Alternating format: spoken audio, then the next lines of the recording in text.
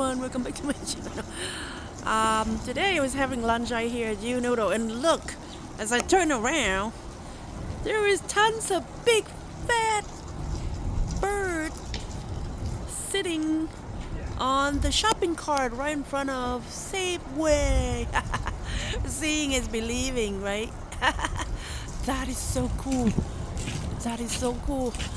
Whatever they feed this bird, they are so fat and well fed. Everyone so fat and well fed. Oh, I love animal. I love animal, big and small. I love, um, yes, different shape and size. Xin chào cả nhà. Hôm nay Phương đi ăn lunch với mấy người bạn trong sở. Phương tình cờ qua đây mua coffee, gặp những cái con chim rất là dễ thương. Các bạn anh chị em ơi, nó rất là mập mạp. Người ta cho nó ăn đồ ăn nhiều hay sao nên nó không có sợ, người ta.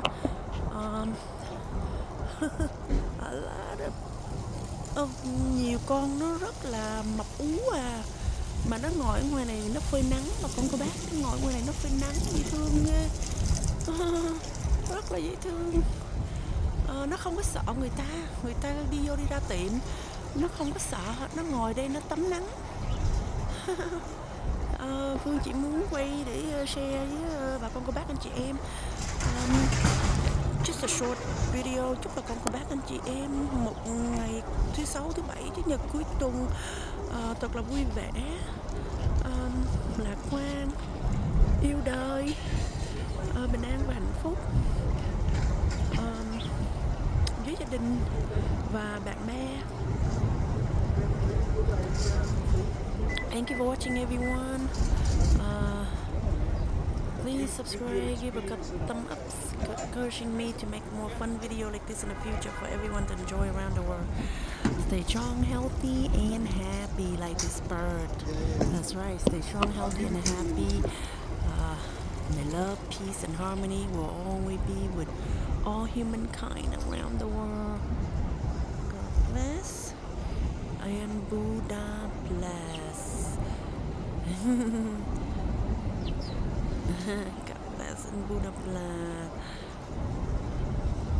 May love, peace, and harmony will always be with all humankind around the world.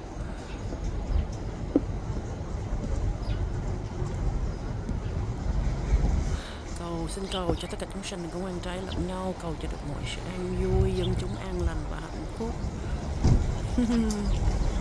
Dễ thương quá. Con cô bác ơi, rất là dễ thương. Mấy con chim này rất là dễ thương. Nó nhiều quá, nó ăn đậu trên mấy cái rất là dễ thương. Nó mập ú nó tròn quay, rất là dễ thương. I love animal, everyone. I love animal, big and small, different shape and size. I love all living creature. Such a treat. What a nice surprise to run into this wonderful bird right here.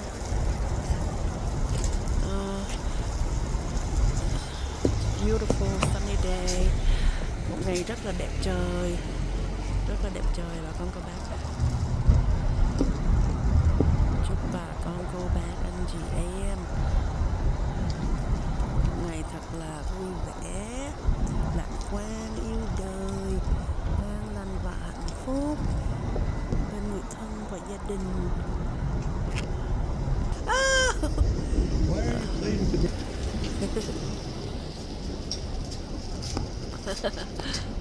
Dễ thương quá bà con cô bác ơi, mấy con chim này rất là dễ thương. Phương thương nó quá. Cầu cho tất cả chúng sanh đừng có oan trái lẫn nhau, cầu cho được mọi sự an vui, dân chúng an lành và hạnh phúc, cầu cho thế giới luôn được hòa bình, dân chúng ấm no và không có chiến tranh.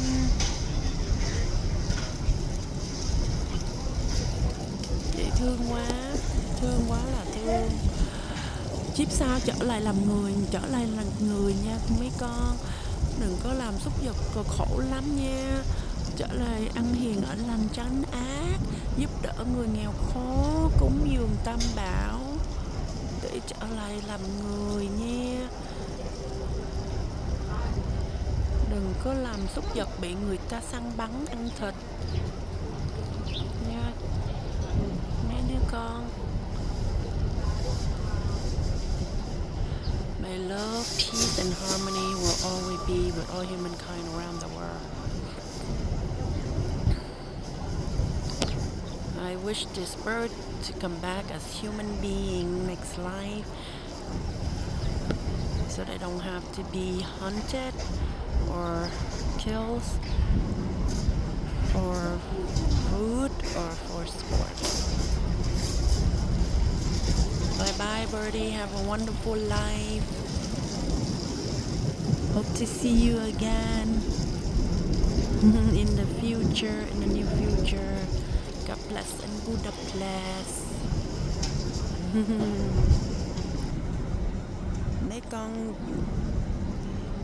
Mấy con trở lại kiếp sau làm người nha mấy con. Đừng có làm xúc vật nữa nha. Khổ lắm nha mấy con. Trở lại làm người nha. I love you all. I love all of you. Wonderful creature. Bye bye. Bye bye. Obviously people have been feeding this bird. They are so well fed because they are fat and heavy and chubby in a good way. Bye bye. Love.